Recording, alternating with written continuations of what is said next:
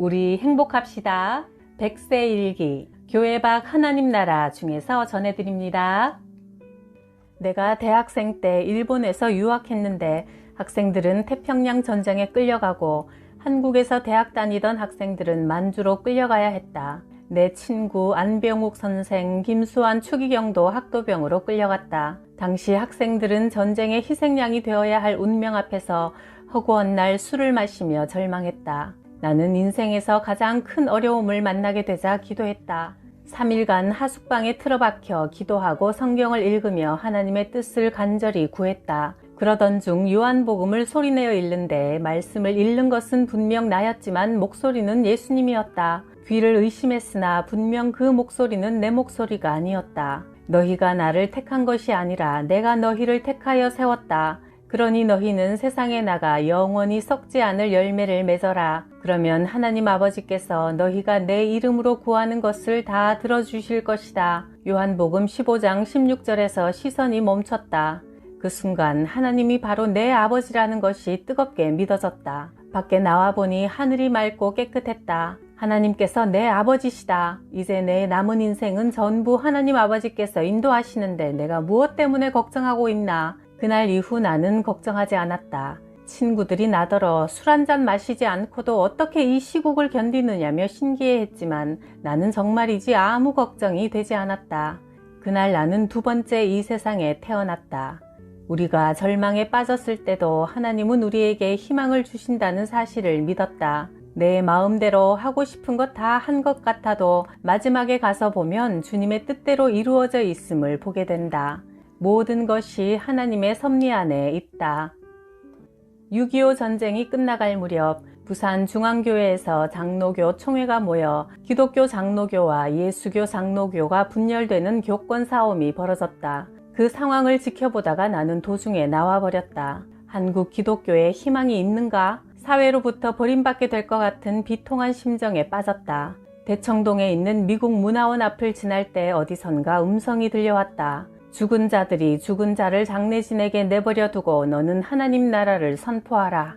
어디서 오는 음성인가 하고 하늘을 쳐다보았다. 맑은 하늘이 보일 뿐이었다. 교회 일은 교회에 맡기고 나는 그리스도의 진리를 가지고 세상 밖으로 나가기로 했다. 고민 끝에 두 가지 선택을 했다. 학생들과 함께 성경 공부를 하자. 그리고 교회 밖에서 교회를 돕고 섬기자. 그 후 나는 수십 년 동안 성경 공부를 계속 해왔고 수많은 기독교 학교와 교회에서 신앙 부흥회 강사로 강연과 설교를 하고 있다. 미국, 캐나다, 호주 등의 한인교회 신앙 집회도 수십 년간 도왔고 세문안교회에서는 내가 유일한 평신도 부흥회 강사였다. 이런 신앙적 책임은 내가 원한 것이 아니다. 나도 모르는 동안 그런 길을 걷게 된 것이다. 이것이 하나님의 은혜의 섭리라고 믿는다. 6.25 전쟁이 일어나기 몇 달 전인 1950년 1월 1일 새벽에도 놀라운 꿈을 꾸었다. 집 앞에서 이상한 소리가 들려와 밖으로 나오니 북쪽에서부터 중무장을 한 군대가 행렬을 이루어 남으로 내려오고 있었다.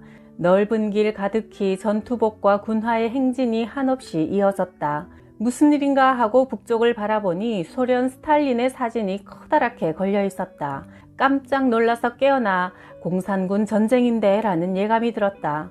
몇 달 후 6월 25일 낮이었다. 주일 오후 2시 시청 옆 덕수교회에서 학생들과 성경 공부를 하고 있었다. 갑자기 서울 시내가 온통 아수라장같이 혼란스러웠다. 휴가 나왔던 군인들은 복귀하라는 전갈이었고 휴전선 일대에서 전투가 벌어졌으나 곧 진정될 거라는 방송이었다. 나는 전쟁이 터졌다고 직감했다. 학생들과 우리 대한민국을 보호해달라는 기도를 드리고 헤어졌다. 다음 날 월요일 아침 내가 교사로 근무하던 중앙고등학교로 가서 교장에게 이 전투는 전쟁이 될지 모르니 은행에 예치해둔 예금을 모두 찾아 3개월치 봉급을 선불로 달라고 제안했다. 어떻게 그런 생각을 하게 되었는지 나도 모르겠다. 누구도 상상할 수 없는 제안이었다. 그 뜻이 이루어져 우리 학교 교직원들은 3개월 동안 전쟁의 소용돌이 속에서도 잘 지낼 수 있었다. 나는 3개월 동안 부산으로 피난을 갔다 돌아왔다. 부산 피난 때였다. 1950년 8월 1일 경남 진영에 있는 한올 중고등학교를 방문했다. 강성갑 교장 선생님은 연세대를 나와 일본에서 신학을 공부한 목사님인데 그분과 대화를 나누다가 늦게 잠들었다. 새벽에 꿈을 꾸었다. 꿈에 평양에 있는 막내 여동생이 갑자기 나타나 오빠 여기가 어디라고 오셨어요? 잠에서 깨는 대로 곧 떠나세요. 라는 말을 또렷이 남기고 사라졌다. 꿈에서 깨어나자 당황스러워 서둘러 떠나기로 했다. 새벽에 길을 나서니 강교장 사모가 놀라면서 아침이라도 먹고 가라고 권했다. 다시 기회가 생기면 찾아뵙겠습니다. 인사말을 남기고 속히 떠났다. 다음 날 조간신문에 김해 지역 양민 학살 사건이 보도되었다. 강 교장을 포함한 200여 명이 친북 좌파라는 명목으로 낙동강 수산교 아래 백사장에서 총살된 사건이었다. 오랜 조사와 재판 끝에 진영 경찰서장이 자신의 비리를 감추기 위해 무고한 사람들까지 처형한 것으로 알려져 사형집행 당하는 것으로 종결되었다. 만일 그날 내가 꿈에 나타난 동생의 말을 무시하고 거기 남아 있었다면 어떻게 되었을까 회상하곤 한다. 그 급박한 상황에서 하나님이 나를 건져내신 데는 그만한 이유가 있을 거라 믿는다. 그런 사건을 겪다 보면 겸허해질 수밖에 없다. 내 마음대로 내 뜻대로 사는 것 같지만 하나님의 섭리 아래서 움직이는 것임을 깨닫게 된다. 그래서 신앙을 가진 사람들은 역경 속에서도 희망을 잃지 않는다. 어려운 때에도 우리가 생각하지 못하는 하나님의 은혜로운 섭리가 있으리라 믿는다.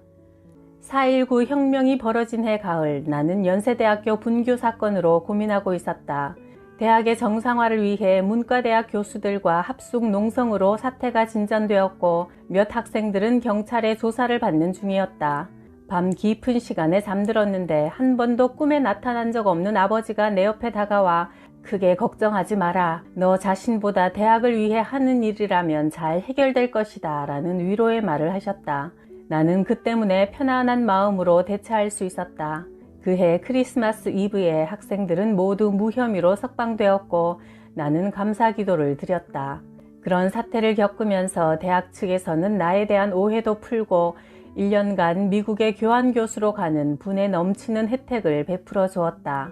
이런 일들을 경험해 오면서 꿈은 때로 역사의 주관자이신 하나님께서 미래 사건에 대한 영감을 주시는 통로가 된다는 생각을 갖게 되었다. 1947년 8월 광복절 후에 나는 7달 되는 아들을 업은 아내와 같이 탈북했다. 기차로 황해도 해주까지 왔는데 사건이 벌어졌다. 아내와 나는 용당 바닷가로 가다가 보안서원에게 붙잡혀 탈북자 수용소로 끌려갔다.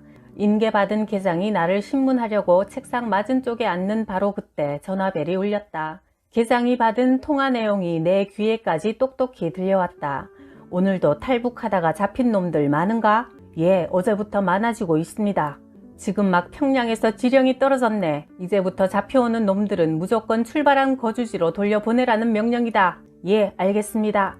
기장은 내 앞자리로 돌아와 앉더니 밖에서 대기하고 있던 보안서원에게 명령했다. 자네가 이 두 사람을 데리고 기차역으로 와서 떠나는 것을 지켜보게. 나는 보안서원을 적당히 물리치고 나서 함께 교편을 잡았던 후배 선생이 준 쪽지가 떠올랐다. 그는 내가 고향을 떠나기 전 무슨 예감에서인지 혹시 필요하실지 모르겠습니다. 제 누님이 해주에 사는데 주소와 전화번호입니다. 라며 주었던 것이다. 우리는 그 누님의 안내를 받아 다음 날 밤 바다를 건넜고 탈북에 성공했다. 이런 운명의 길을 헤쳐오면서 나는 내 인생에 하나님의 섭리가 있음을 믿게 되었다. 일제로부터 해방 전날인 1945년 8월 14일 나는 25세 나이로 일본 조치대학교 철학과에 유학 중이었다. 저녁을 먹고 잠이 들어 꿈을 꾸었다. 평양 진남포 해변가에 있었는데 중학교 때부터 나를 사랑으로 키워준 숭실전문학교 학장 마우리 선교사님이 해변가에 있는 큰 창고로 나를 데려가 문을 열어주면서 보라고 했다. 창고 안에는 일본인들의 시체가 산더미같이 쌓여 있었다. 철학과 동기인 내 일본 친구들도 함께 섞여 있었다. 군에 입대한 친구들이다. 너무 놀라 꿈에서 깨어났다가 다시 잠을 청했는데 새벽녘에 또 꿈을 꾸었다. 저녁 무렵 거대하고 붉은 태양이 동쪽 산 뒤로 사라져가고 있었다. 왜 태양이 동쪽으로 지는지 놀라서 바라보았다.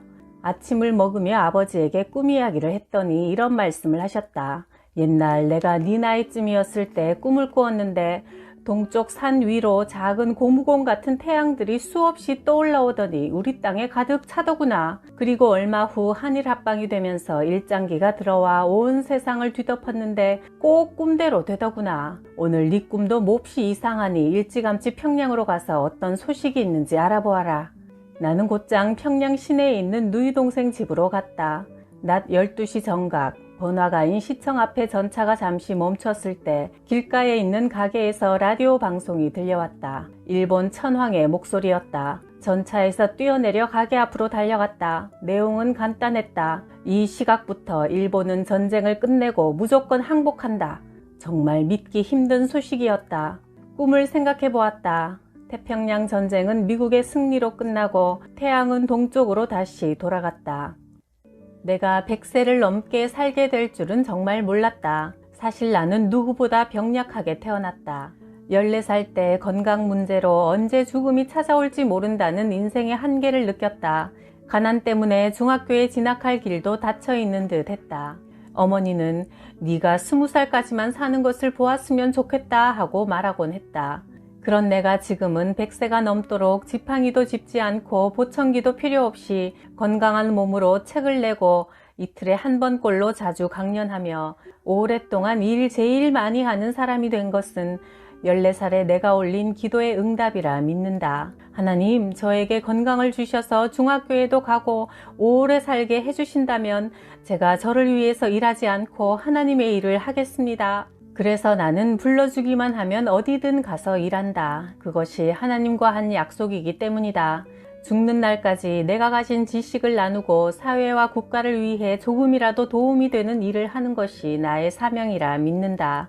예수님을 주인으로 받아들이면서 나는 없어지고 내 마음에 예수님이 와서 나를 이끌어 가신다.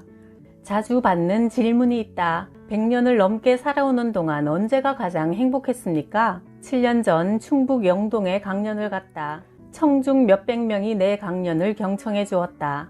강연을 끝내고 휴게실에 있는데 70대 신사가 찾아와 인사했다. 고령에도 불구하고 저희 고장까지 방문하여 강연해 주셔서 정말 감사합니다. 생각해보면 저희가 젊었던 6, 70년대는 정말 살기가 힘들었습니다. 경제적 어려움은 견딜 수 있었으나 정신적인 방향 상실이 그렇게 힘들 줄 몰랐습니다. 그럴 때 선생님이 방송 강연을 해주셨고 책도 남겨주셔서 그 기간을 넘길 수 있었습니다.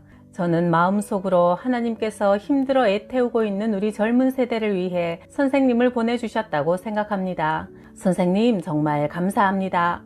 나는 그런 인사를 받을 때마다 수고의 보람에서 오는 최고의 행복을 느낀다.